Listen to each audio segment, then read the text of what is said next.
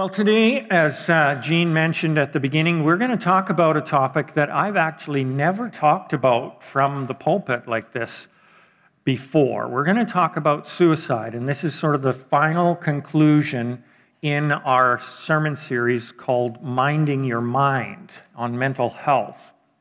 It's a very heavy topic. I approach it with fear and trepidation, and I just want to kind of say right up front that if you find this a little bit overwhelming today, don't feel bad if you feel like you need to get up and just walk out and get a breath of fresh air or drink of water, or maybe you feel like, ooh, I need to just kind of go home and get my thoughts together here. You can watch the rest of it online later if you prefer. There's no judgment from me at all if you feel that way, because this is definitely something that touches in very painful ways for some people. So, just wanted to kind of give you the heads up there. Next Sunday, we're going to be starting a new sermon series called Unpacking Your Suitcase. All of us have baggage of different kinds that we carry around with us, and we're going to explore some of those hurts, habits, and hang-ups that might have been there. And next Sunday, I'm going to talk specifically about how to do an intervention. Sometimes we need help but don't really want to admit that or don't even realize that. And so we're gonna just talk about that head on. And as usual, as I go through the talk today, if you have questions, feel free to text them to me. My number is on the screen, and I'll try to answer them as best as I can. So, here we go. So, as a pastor, I do funerals on a regular basis. The truth is, I had never done a funeral for somebody who had died by suicide until I came to Whitecourt. Now, I've been here for 19 years now, so it's been quite a few years since that first funeral that I did for somebody who had died by suicide. But it was a bit of a wake-up call for me, that first close interaction that I had with that. Remember, that situation was, there was a lot of confusion initially. It was a young man who was having a lot of struggles in life, and he basically just pulled out into the oncoming lane when a semi-truck was coming, and that was it. And so at first, they didn't know whether it was just an accident or what had happened until later they found a note, and so then they realized it was intentional. Of course, his wife and kids and family were devastated. It was just heart-wrenching to be part of that. And they never said this outright, but I sort of gathered from some of the things that people said during the funeral that there probably was drug addiction involved. And so it was really sad. And it made me really kind of reevaluate my own sort of understanding of this whole area, and it really changed some things for me deep inside. I really started to try to learn how to relate to this scenario more, in a better way. The truth is, it was really hard to know what to say in that situation initially. And that's one of the reasons why I wanted to talk about this today, because we've had a number of deaths by suicide here in Whitecourt in the last year.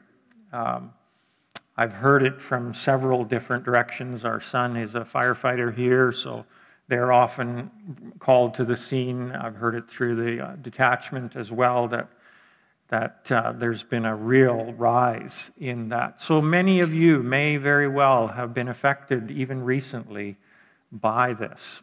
And so I wanted to just kind of unpack this a little bit to talk about how do you respond to this? How do we grapple with this? Because I felt really intimidated by what to say, and I can imagine maybe some of you do as well. So, one of the most common questions that I get as a pastor in conjunction with a death by suicide is, what happens to people that, die by suicide afterwards? Do they go to heaven? And there's a lot of debate about this question among grassroots theologians. And the truth is, I'm just putting it right out there, the truth is the Bible doesn't say an awful lot about this explicitly. So that's one of the reasons why there's so much debate about it. But I'll give you my perspective. So a huge percentage of people that die by suicide suffer from severe mental illness. That's just the reality. And mental illness, especially when it's that severe, really warps your ability to think straight. And I'm not saying that to put down people that are suffering from mental illness. It's just reality. It changes the way you think. And so I believe that in most cases, when people resort to suicide when they're suffering from severe mental illness, there's not a clear, logical train of thought that's leading up to that. There may not even be the capacity or the ability to think clearly around those things. And based on my understanding of God through Jesus, I would have a very hard time seeing God not welcoming somebody who dies under those circumstances into heaven after they die. So that's my personal perspective. But Dallas, what about people who are not suffering from mental illness and still take that road? And the truth is, I don't know. I could speculate, but I don't want to speculate about something this serious. So I'll just leave it at that. I'll just say, I don't know what happens there. So the next question I want to tackle, and this one we want to spend a little more time on, is how do we help those who have lost someone to suicide? So it can be very easy for survivors, the loved ones around somebody who has died by suicide, to feel a deep sense of guilt for what happened. They sort of feel somehow responsible. They can easily wrestle with the question, if only I would have not done this, or done this instead, or seen it coming, or, asked the question, or, reached out to them more, or all of those things. And that is an absolutely torturous place to be. It is part of the grieving process. Most grieving has a stage in it. Sometimes you come back to it several times. That psychologists call the bargaining stage, where you're trying to come to grips with this idea of if I would have done that, or if I did this, or whatever. And so that's a normal part of the grieving process. So the first thing I just want to say, if you are close to somebody who is wrestling with this, or maybe you even yourself are wrestling with someone close to you having died by suicide, try to avoid going down the pathway of the blame game. That is a very torturous, no-win place to go. And even if there may be small elements of truth to it, there's really no value in kind of wallowing in that place. So if you're with somebody who's in that situation, listen to them, let them talk, reassure them that you love them, but don't kind of go with them into that blaming themselves or blaming other people for that matter scenario. That's really not helpful. And if you're wrestling with that yourself, recognize that yes, this is probably normal, but don't get stuck there. Don't let yourself kind of dig your own pit of despair there. Next, I want to look at a scripture that I hope will be helpful. The Bible is really helpful in many ways, in all kinds of scenarios, in that it helps us get to our priorities or get our priorities straight.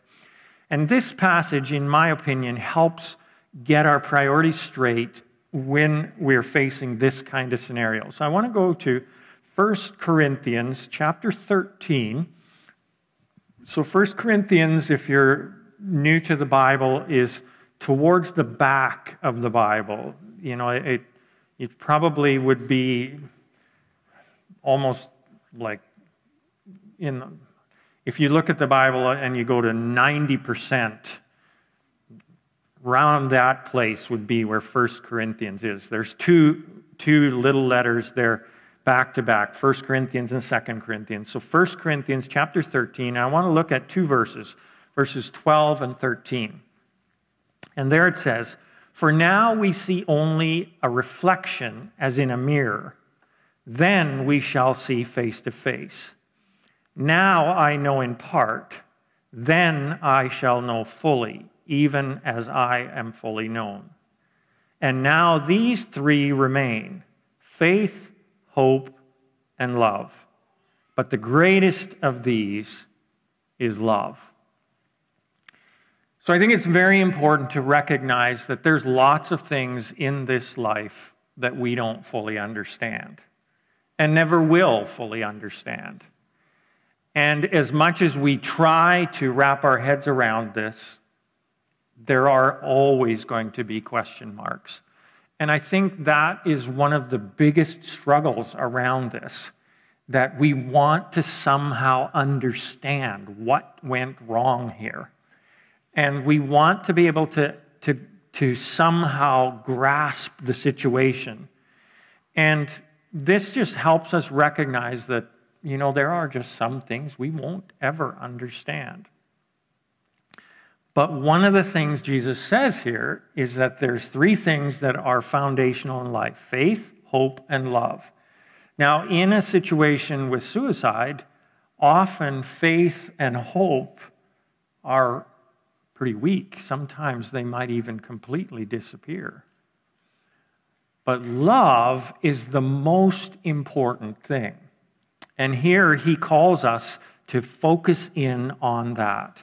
Love is the greatest of these three, and especially in the case where we are dealing with death by suicide. Love may be all we have to offer, but it is a very powerful thing we can offer in those situations. And so I think it's very important for us to recognize, because for me anyway, I felt incredibly powerless in that situation or in those situations that I faced. And recognizing that love is a very powerful thing can be very helpful, because you can recognize that I may not be able to say anything profound or change anything, but if I can give love to those that are hurting, that is very powerful. And it is not something that you should feel like, well, I'm not really able to help here. You are able to help if you love. Now, I'm going to get very practical here, okay?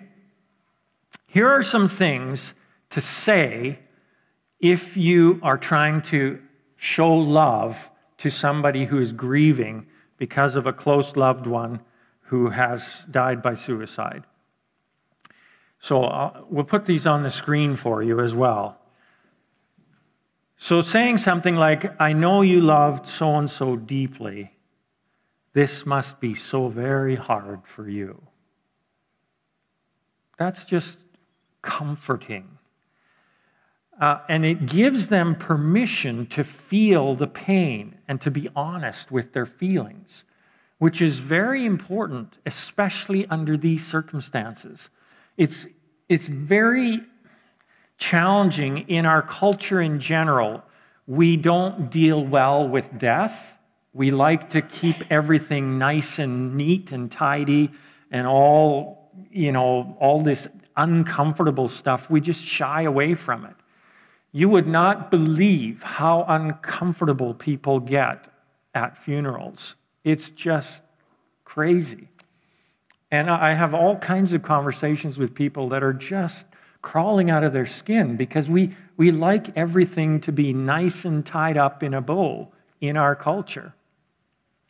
And so to say something like this gives them permission to feel what they feel and to be honest about what they feel. Another thing you can say is, I want you to feel safe sharing anything you want with me, anytime you want. Do you want to talk now? And this gives them the freedom to talk or not to talk. And talking about how you feel is very important, especially in these kinds of situations. Now, you don't want to pressure people to talk. You don't want to be saying, you need to talk about this. That just makes people feel like you're prying. You want to give them permission, but on their terms and in their timing. So by saying that, you're just opening the door, but leaving it open for them for when they feel the time is right. I know many of you are very good at helping people practically. And so you can say, is there anything I can do for you? Meals or errands, chores, things like that. And for many people, it's comforting to just have people around when they're grieving, doing things for them. And so you can use that as a powerful way to show love in those situations. Another thing you can do is share a beautiful memory of that person. Just because things didn't end the way that people necessarily wanted them to end doesn't mean that there wasn't beautiful parts of their lives that we should cherish and we should remember. And so to share with them one of your beautiful memories can be a very comforting and beautiful thing. And then this may be one of the most powerful things you can say. I'm not uncomfortable with your grief. So let it out and be yourself with me. You don't have to be strong for me. Many people who are grieving, especially parents with younger kids, feel that they need to be strong for each other and for their kids and so on. And they can bottle up those powerful emotions inside, trying to be strong for these people that they feel that they need to be strong for. But all of us need to have somebody that we don't need to be strong with in those moments.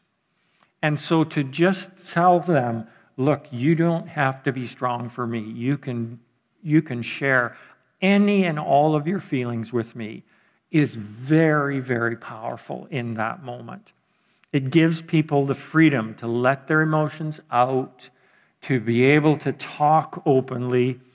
And, there's going to be some strong emotions.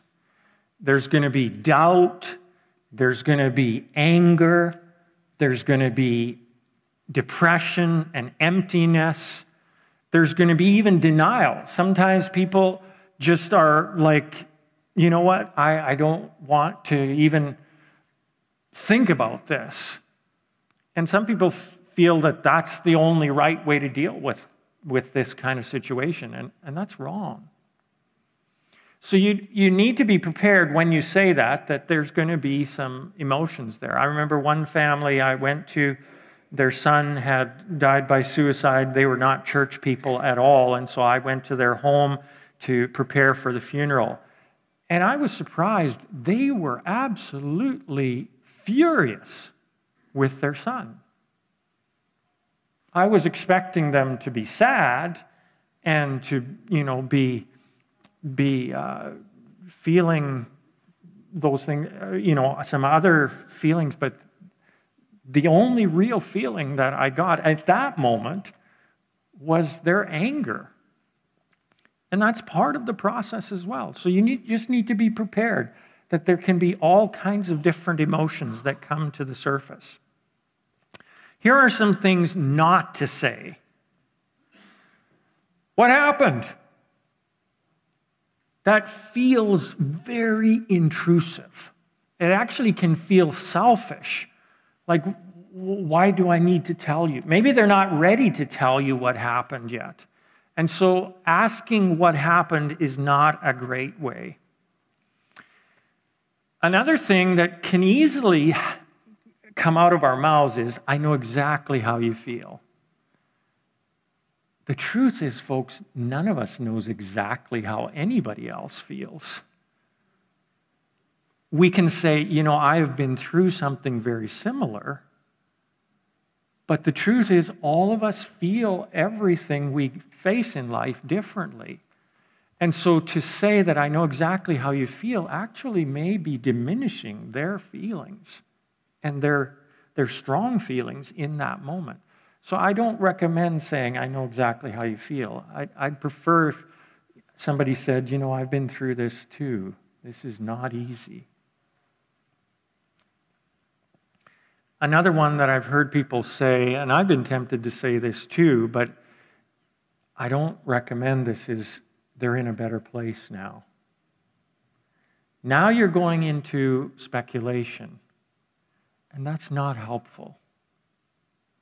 And so it's better just to not go there. Another one is time heals all wounds. That's simply not true. Sometimes the intensity of the pain lessens over time, but the truth is healing from a painful situation is a process, and you have to embrace that process. And if you don't embrace that process, time doesn't heal. Time in and of itself is not enough to heal all wounds. And so saying something like that is actually kind of going to a place that's not really helpful.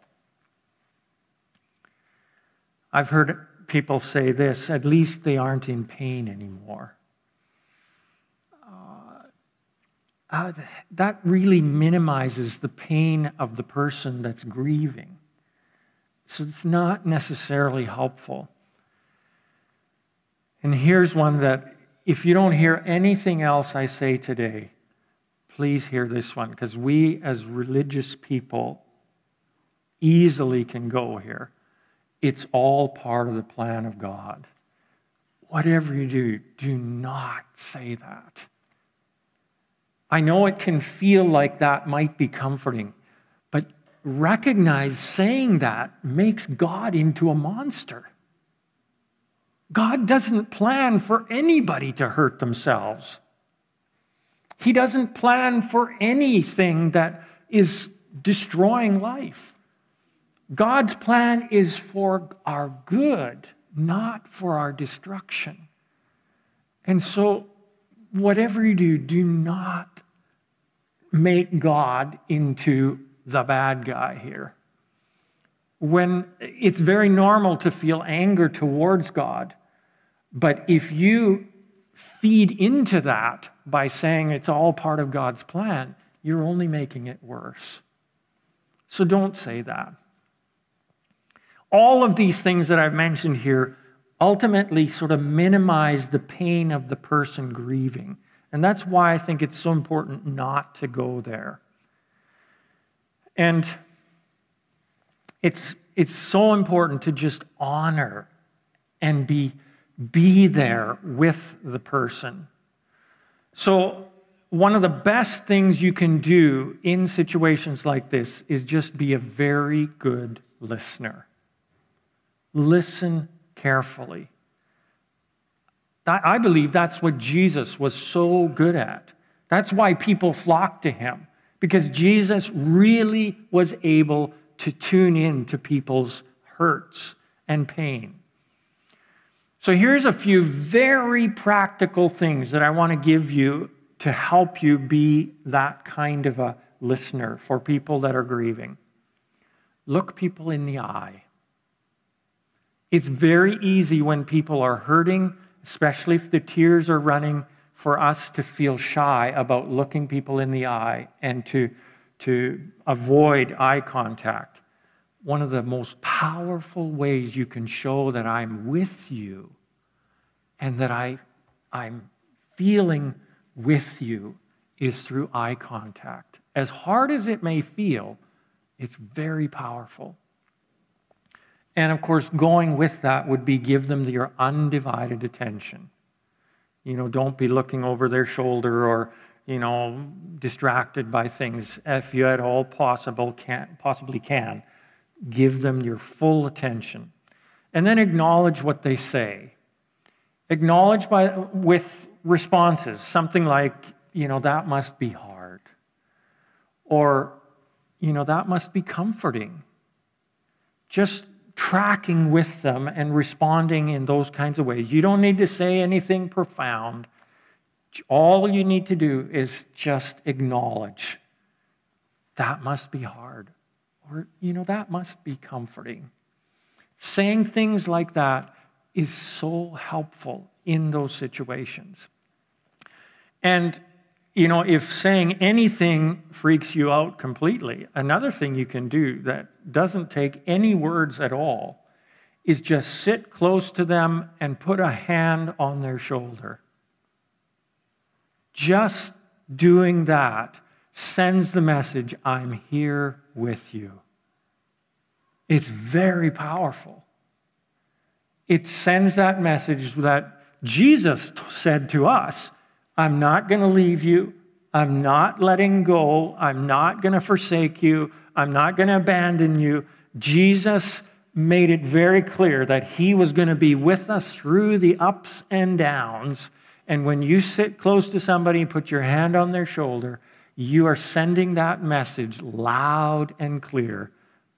Whether you're using any words or at all, you're just communicating in a very powerful way. So I just want to touch on something quickly here as we wrap up, and that is there a way to prevent death by suicide?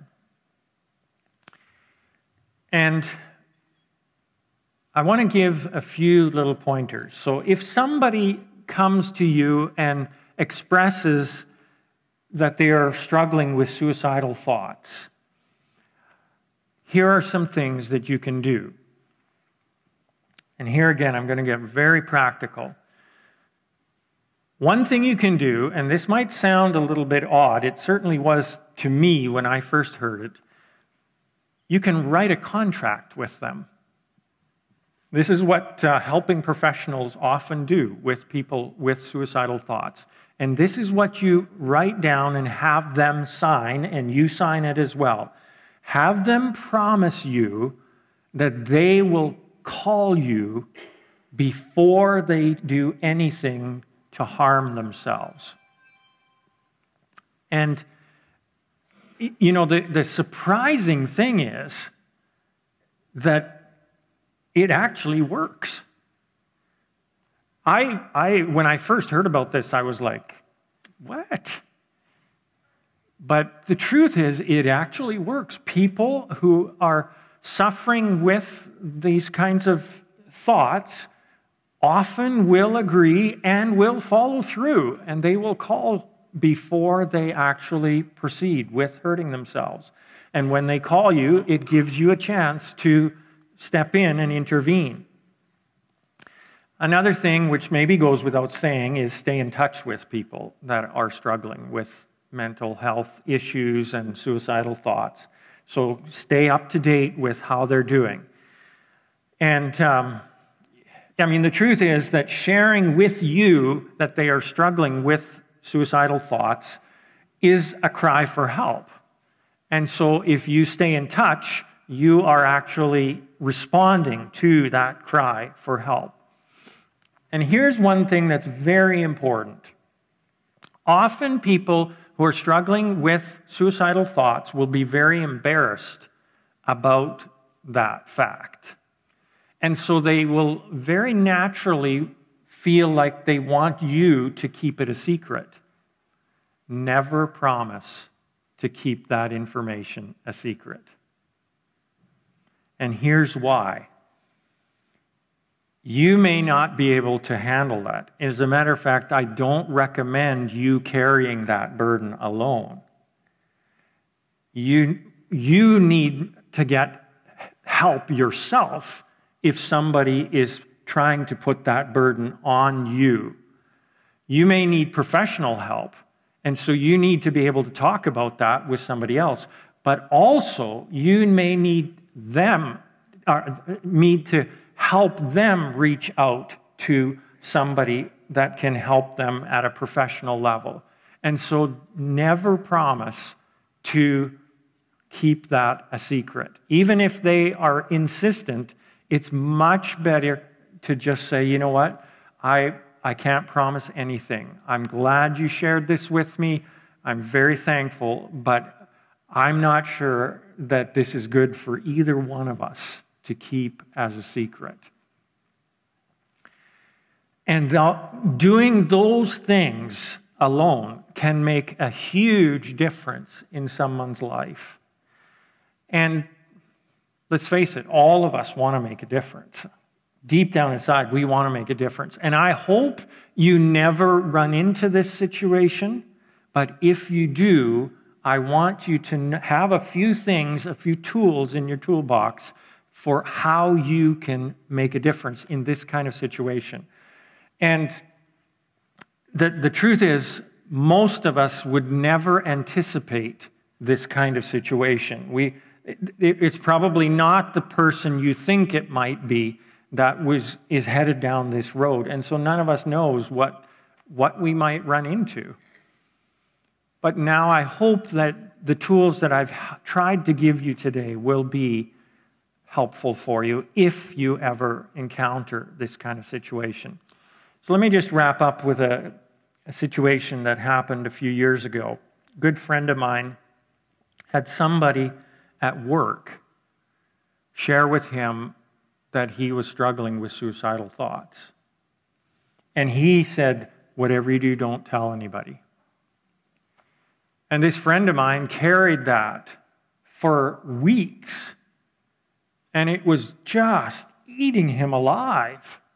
He just didn't know what to do with this until finally he shared it with me. And he felt really guilty for sharing it with me when he had promised that he wouldn't reveal the secret.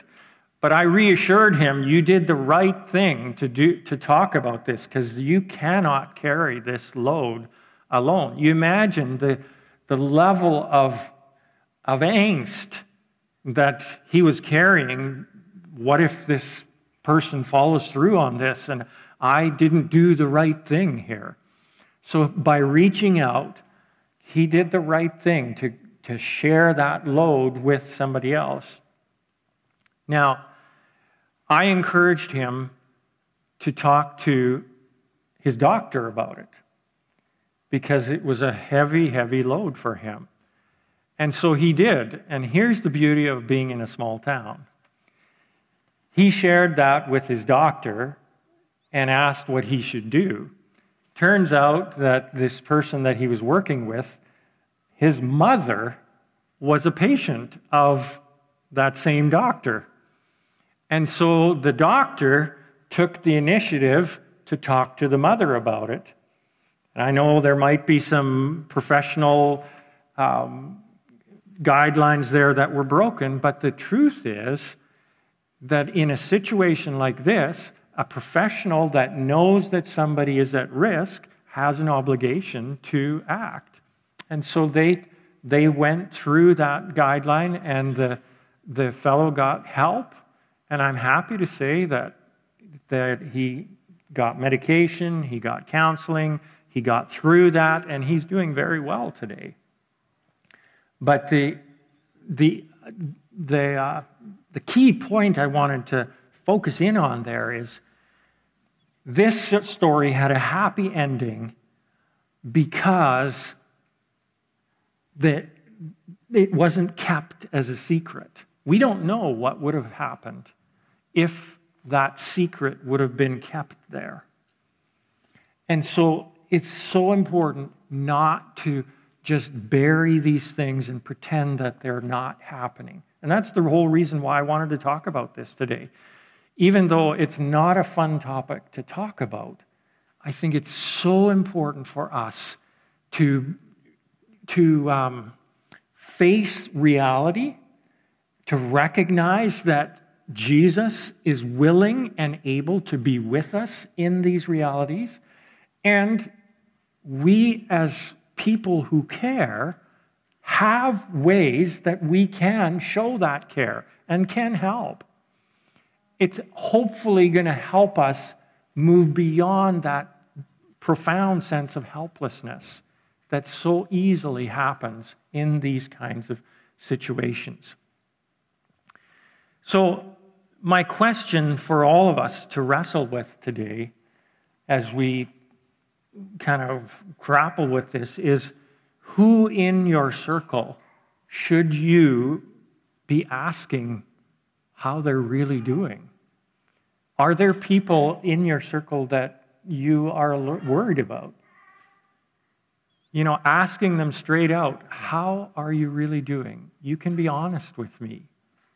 You know, I'm okay with whatever you're feeling. I think it's so important for us to have that courage to do that. So I encourage you to be thinking along those lines. Just going to check my phone here. So I've got a whole whack of different questions here. Okay, so the first one here is, what if you're feeling anger towards the person that committed suicide? So I think I did address that, and the truth is that's actually fairly normal in these kind of situations. Don't live there, don't get stuck there, but it is actually pretty normal to go through a question or a stage like that. One of the questions I get a lot from Christians about suicide is, do their loved ones still go to heaven? I never know what to say from a theological standpoint. So, yeah, great question. We started off there, you know what?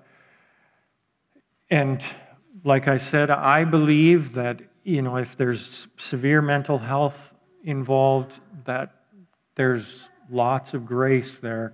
God understands that. If there's not, the truth is I don't know.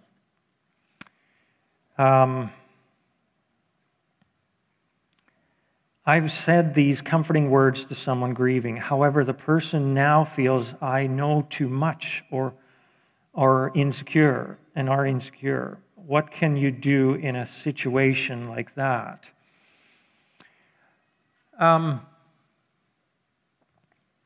That's a very good question.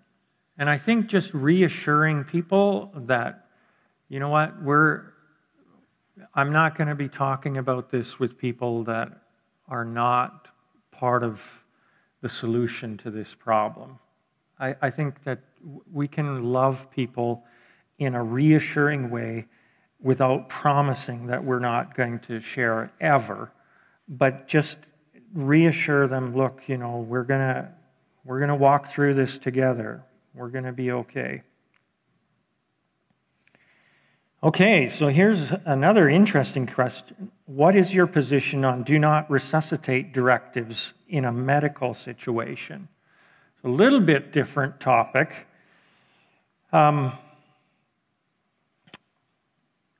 So, yeah, that's a very good question. I think that people have different levels of sort of trust in God with regards to their end of life. Some people would believe that God is going to use medical professionals to sustain and prolong my life as long as possible, and I want that. Other people have the idea that, when my time comes, I just want to be ushered into the arms of Jesus, and I don't really want any heroic measures from medical community. And I'm not sure that there's really anything wrong with either one of those positions. I think that it's a sense of, what I feel God would want for me. So that's my personal perspective on that. Okay, another one. What if they won't talk about their feelings because you can't promise to keep it a secret? Then they feel like they can't trust anyone. Very good question. And I think personally, at that point in time, you need to ultimately guard your own mental health. Because carrying the load of another person's suicidal thoughts by yourself without having the ability to process that with anybody else is too heavy of a burden for anyone to have to carry. So I really don't think there's wisdom in ever promising not to share. So that's my personal feeling there. If they feel like they can't share it with you, then, yeah, that's sad, but then obviously they have a right to do that.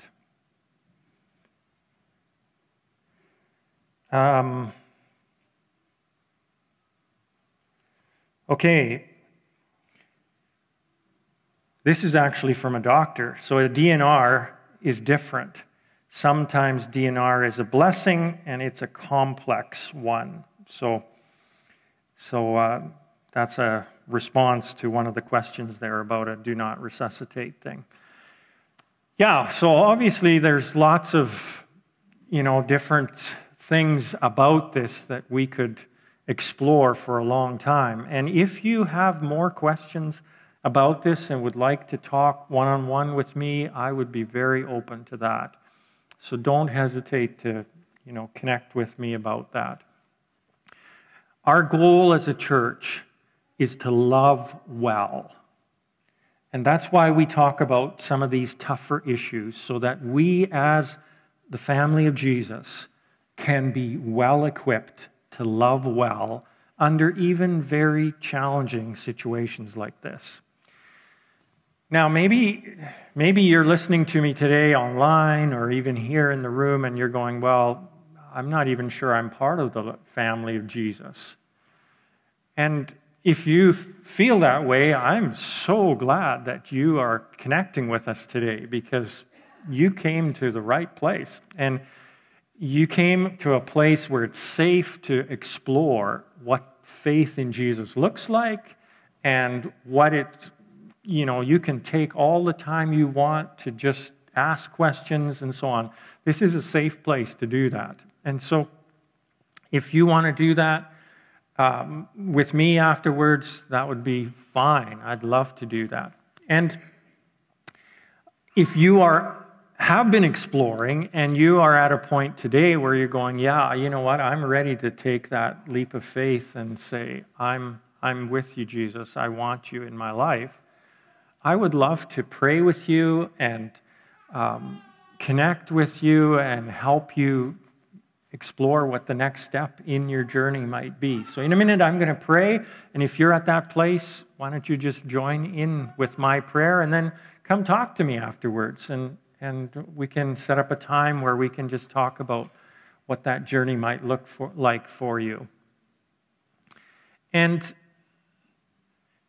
one other thing that I would encourage all of us to pray about, and I'm going to pray about that this morning as well, and you can join me in that prayer. Let's face it, this whole topic of death, especially death by suicide, is uncomfortable. But it's really helpful for people who are facing it if we are less uncomfortable about it rather than more uncomfortable. So I'm going to pray that all of us will have the courage to be genuinely loving and kind and open with people when we are talking about these issues or facing these issues together with them. So let's pray. Dear Jesus, I thank you that you walk with us even when it's really hard. You're right there every step of the way. And we want to be like you, Jesus. And so I pray that you would help us to be there for people when they are going through the hard times. Help us, Lord, to be able to love well. Help us, Lord, to not be uncomfortable when we're facing death and when it just feels overwhelming. Help us, Lord, to be able to come to a place where we are so focused on love that we can use the strength from that to overcome our fear and our discomfort. I pray too, Father, for those that are right at the very beginning of their journey with you, Jesus. Those that may want to take that leap of faith today and say, yeah, I want to walk with Jesus. I want to be part of his family. I pray, Jesus, that you would come into their heart, that you would fill them with your love, and that they would experience that profound sense of joy, peace, comfort, grace, and love that are sort of the identifying markers of you being in our hearts. Help them, Lord, to experience that transforming presence in their lives. I pray this, Lord, in Jesus' name. Amen. So I've left a link in the description for a great article on this. So if you check on our Facebook page, you'll see that. And like I said, if you want to talk more, that'd be great too.